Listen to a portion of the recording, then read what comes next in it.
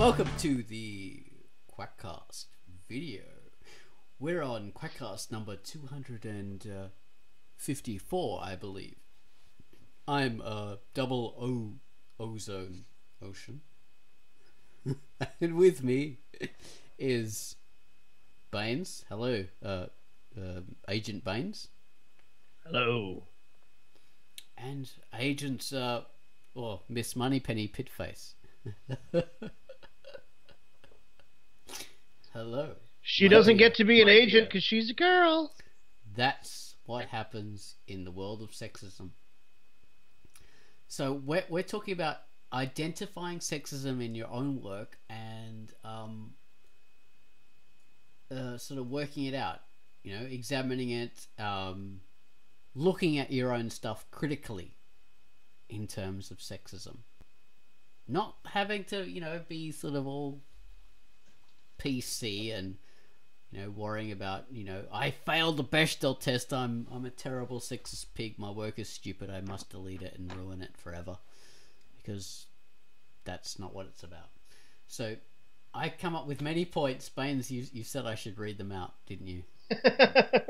No, just do your thing, man. You have a good handle on it. You're right. Like, there's sort of the notion of putting people down, putting people in a certain category, using stereotypes, and kind of having a narrow worldview versus, you know, and kind of just regurgitating what you're seeing on TV and in the media and stuff like that, versus actually trying to make your decisions on purpose as an artist, you know, like when you're writing your stories and doing your thing, to actually take a closer look at it and just kind of think about it as you do it. That's the point Pitt made earlier. That's a good point. But before we get ahead of ourselves, I really should sort of define this thing. So when you're doing a work of, you know, creation, a fiction, you might fall afoul of you know, being sexist, and there are a number of ways to sort of evaluate that. There's the Bechdel test, which is broadly, you know, two female characters that are named that are talking to each other about something other than a man. And this isn't a be-all and end-all test. You know, this isn't a pass-fail thing that you can apply to comics or movies or anything at random and work out whether it's sexist or not, because it's so context dependent. But as Pitface says in the main part of the Quackcast, it's a good way of looking at many creative works in general and seeing, you know, why do we even need a Bechdel test? You know, because there is a problem. You know, there aren't enough female characters in work that talk to each other about things other than men. So that was a very good point from the Pitface. I got pulled over last night by equal pay for Pitt, I say. Come on, it's about time, right? Yeah. I was just gonna say I got pulled over last night by a cop, and that they made me do a Bechdel test. Did you pass Luckily, so I gotta go to court. Sucks to be you. I know, right? So the Bechdel test is a very poor guide for evaluating works individually, because there can be so many different factors. It can be so context based, you know. Putrid Meat is a good example. This is a comic with only a few female characters, and they never talk to each other about anything. They don't even really have conversations. Like, they just kind of stand around. They don't do much, really. Exactly. But then again, Putrid Meat is a comic with a lot of sexy man characters done by Pitface, because she likes looking at sexy men. So why does she need female characters talking about anything, you know? So that sort of points out the weaknesses. The Bechdel test is like just an overall general kind of thing. It's a good way sort of to generally look at stuff, and as Pitface said in the Quackcast, look at all works in general and see why we need it, because there are a preponderance of male characters in all works of fiction, and very few ones with, you know, female characters that are talking to each other about anything. So there's that. Another thing, character outfits, like super sexy outfits. Maybe your character has, you know, maybe all the female characters are just dressed super sexily and the men characters are just very formally. This is very prominent in, you know, look at World of Warcraft. All the female characters in that are dressed, and any fantasy stuff really, female characters dressed like in G-string bikinis, and the male characters dressed in full plate armor. Then you might have a problem, but this is context based again. So look at a lot of superhero comics. Maybe the females are dressed very sexily in skin tight outfits, and then again the men are dressed in skin tight outfits as well. So it's not something you can really just look at. Just looking at female characters, and if they're dressed sexy, then it must be sexist. It's context based. Baines? Yeah, like Nigel Tufnell said, what's wrong with being sexy? What were we even talking about? You know what I'm saying? This is a reference to... Yes, what's Spinal Tap? Spinal Tap. Oh, everyone knows that, man. Come on. It took me a while. My brain... I've drunken so much wine, Bane, it's hard. True, yeah. It's hard. Nigel Tufnell. Fantastic. But yes, go ahead. Outfits. Alright, I'm finished with outfits. I don't want to keep on going with that one. Yeah. Gender roles are important too.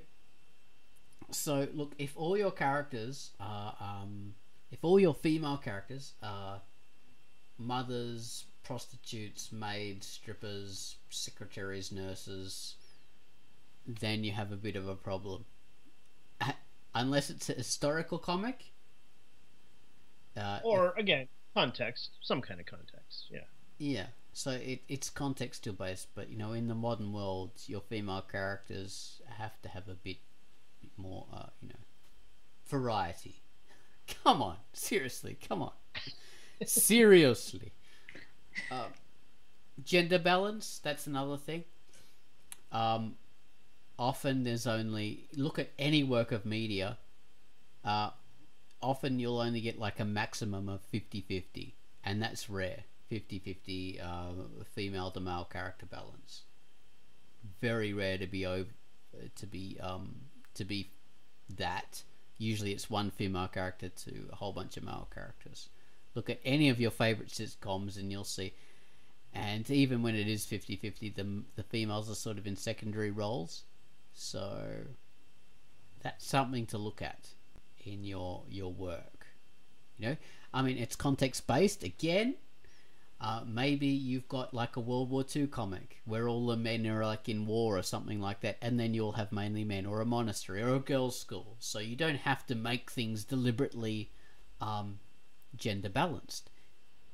But if you're doing a modern work, you've got to realize that your audience is males and females. So why would you alienate half your reading population? You know? Guys, help me out here. Yeah. You're right. Yes, you're right, Ozone. Charge. Good. I'm glad. All right. Poor Ozone. Yeah. Yeah. Finally, we have bad stereotypes. Sorry. Bad stereotypes. Yeah, stereotypes. Okay. Yeah. All right. If you have a one female character or a number of female characters, that's great. But it's shit if they fall into the bad stereotypes. You know, manic pixie girl, serious girl character who just looks down her nose at all the men for the crazy things they do in the fart jokes. Oh God, you're farting again. You're disgusting males. How could you do, you know, Marge Simpson kind of thing? You know, it makes the females boring when they do that, and females fart just like men. I mean, I know Pitface. She farts better than I ever could. You do. I have a healthy colon. So you got to really, I mean, that's a big one, man. That's definitely a big one. Like the serious female, and all the guys are funny and whack. It is, you know, people think, you know, they're being, you know, really non-sexist by doing that, by putting the female on a pedestal, but in actuality you're making it worse, because you're taking away her personality and her fun and her humanity by doing that. You're turning her into this ridiculous ideal, like say Red Dwarf, which is I love that sitcom. It's great, fantastic, funny. But they introduced this character Christine Kachansky, and all she did was comment on how disgusting the male characters were, and and fall into that same role again, as being the perfect sort of character who is nice and lovely and just there to be, the one that all the males lust after, and it devalues her as a person. She becomes an unattainable ideal rather than a human being. So you something kind of along those lines that that really gets on my nerves, and I've seen this in I used to watch Once Upon a Time, and it's gotten bad. But and one of the things that really started to get on my nerves about it is that it's like I understand that it's going along with this fairy tale concept and stuff like that, but it's so much of like fixing what's wrong with their character always goes back to falling in love with somebody. And it gets on my nerves, man. Like, there's other things. So a lot of times female characters get diminished to either being fixed by being in love, and I'm not just talking about that show, I'm talking about other things, or they are a means of fixing someone else by loving them. Yeah. And it pisses me off, man. It's like... Yeah, I mean, we talk about the Big Bang Theory in the larger Quackcast, and that is the main role of the female characters, to humanize the men, to cure them of their nerdiness by giving them love. Yeah. As if females can't be nerdy and have their own interests, So, yeah, it limits their role, which that is a big thing to think about, Yeah, it is. That's an excellent point. So there you go. Think about all your characters as being human beings rather than being tropes. And, just because you're a man writing a comic, or just because you are, even a woman running a comic, but you're being heavily influenced by the main prevailing culture and stereotypes. Think about all your characters as humans and how they would act with each other. But sexism is a big problem in our society because we have gender issues. So evaluate your work in terms of that. Don't be too self-consciously politically correct. Just think about your people as humans rather than thinking about, because even political correctness has problems, because if you think too much about trying to tick all the boxes, then you'll miss the point, because you're trying to make humans, you're not trying to make people who fit in with graphs and what should be done. You're making humans that fit into a real world scenario in your work of fiction. So, or a nice tight little onesie. As I draw my incredibly sexist image. Best butt in web comics apart from Pinky TA. There we are. Tread. Yeah. In putrid meat. All right. Well, thank you guys for being part of my sexist Quackcast, where I am the controller because I'm the man. And you're both the women. See? No, even in this Quackcast, see, there's your real world example. Except for when Tanya's here. But no, that still works because I'm not technically a lady. So you're a token lady. I am a token lady. I am the token woman. It's run by a man, 2 men. There's like an alpha and like one who thinks he's an alpha. And that's me. It is. And then I'm like the girl that just comes up every now and then like, hey guys, like the show could the show could go on without me, but it can't go on without you, you man. That's true. It could go on without me. I'm a dude. I'm unnecessary. So you're basically a chick, Baines.